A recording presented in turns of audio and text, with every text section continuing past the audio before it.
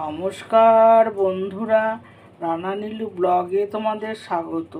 আশা করি তোমরা সকলে ভালো আছো, আমিও ভালো আছি।